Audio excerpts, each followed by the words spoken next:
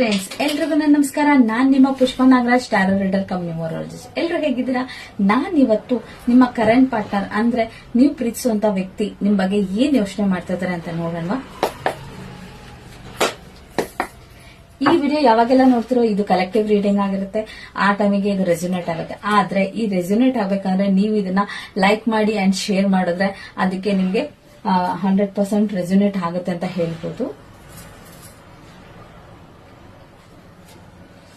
ಓಹೋ, experience.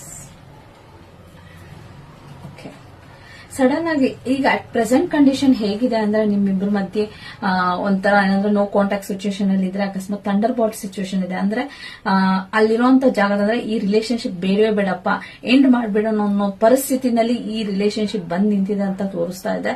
So but ಎಲ್ಲೋ ಒಂದ್ ಕಡೆ ಲೈಫ್ ನ ಎಕ್ಸ್ಪೀರಿಯನ್ಸ್ ನಿಮ್ಮಿಬ್ಬರ ಮಧ್ಯೆ ಕಂಡಂತ ಒಂದು ಹ್ಯಾಪಿ ಮೂಮೆಂಟ್ಸ್ ಇದೆಲ್ಲ ಜ್ಞಾಪಕ ಬಂದು ನಿಮ್ಮ ಪಾರ್ಟ್ನರ್ ಅಲ್ಲಿ ಇವಾಗ ಸಡನ್ ಎಲ್ಲ ಬಿಟ್ಬಿಡ್ಬೇಕು ಅಂತ ಫೀಲ್ ಇದ್ರು ಕೂಡ ನಿಮ್ಮ ಜ್ಞಾಪಕ ಅಂದ್ರೆ ನಿಮ್ಮ ಜೊತೆ ಕಳೆದಿರುವಂತ ಕ್ಷಣಗಳು ತುಂಬಾ ಜ್ಞಾಪಕ ಬರ್ತಾ ಇದೆ ಅವ್ರಿಗೆ. ಸೊ ಅದರಿಂದಾಗಿ ಅವರು ಕೂಡ ಎಮೋಷನಲ್ ಆಗಿದ್ದಾರೆ, ಮತ್ತೆ ತಿರ್ಗಾ ನಿಮ್ಮ ಹತ್ರ ವಾಪಸ್ ಬರಬೇಕು ಅನ್ನೋ ಮನಸ್ಥಿತಿನಲ್ಲಿ ಇದ್ದಾರೆ. But it may take time, ಅಂದ್ರೆ ತುಂಬಾ ಟೈಮ್ ತಗೋಬಹುದು ಅಂತ ಹೇಳ್ಬೋದು. ಬಟ್ ಇವಾಗ ಅಟ್ ಪ್ರೆಸೆಂಟ್ ಅವ್ರಿಗೆ ಏನಂದ್ರೆ ಈ ರಿಲೇಶನ್ಶಿಪ್ ಬೇಡವೇ ಬೇಡ ಅಂತ ಅನ್ಸಿದ್ರು ಕೂಡ ನಿಮ್ಮ ಜ್ಞಾಪಕ ತುಂಬಾನೇ ಬರ್ತಾ ಇದೆ. ನಿಮ್ ಜೊತೆ ಕಳೆದಿರುವಂತ ಒಂದೊಂದು ಕ್ಷಣಗಳು ಅವ್ರ ಜ್ಞಾಪಕ ಬಂದು ಮತ್ತೆ ತಿರ್ಗಾ ನಿಮ್ಮನ್ನ ಸೇರ್ಬೇಕು ಅನ್ನೋ ಆಸೆ ಅಂತೂ ಇದೆ. ಬಟ್ ಸ್ವಲ್ಪ ಟೈಮ್ ತಗೋಬಹುದು. ಸೊ ವೇಟ್ ಮಾಡಿ ಅಂಡ್ ಪೇಷನ್ಸ್ ಇಂದ ಅಂಡ್ ಮ್ಯಾನಿಫೆಸ್ಟೇಷನ್ ಮಾಡಿ, ಲೈಕ್ ನಮ್ಮ ಹುಡುಗ ನಮ್ಮ ಹತ್ರ ಅಥವಾ ನಮ್ಮ ಹುಡುಗಿ ನನ್ನ ಹತ್ರ ವಾಪಸ್ ಬಂದಿದ್ದಾಳೆ ಅಂತ.